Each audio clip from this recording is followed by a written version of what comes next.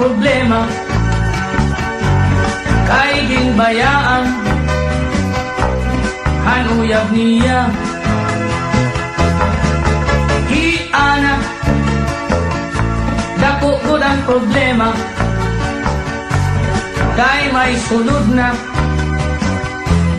ang tiyan niya. Anda ko lang nga sayop ni Ana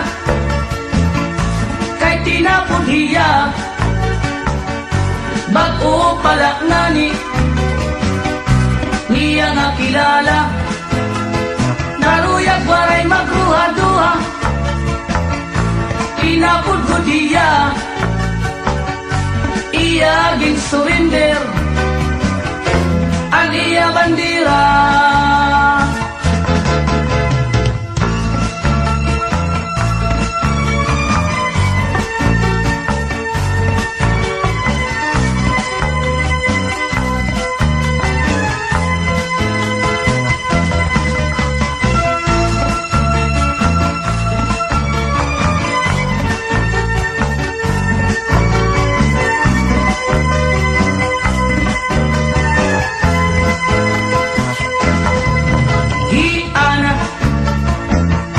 Nahigabaan na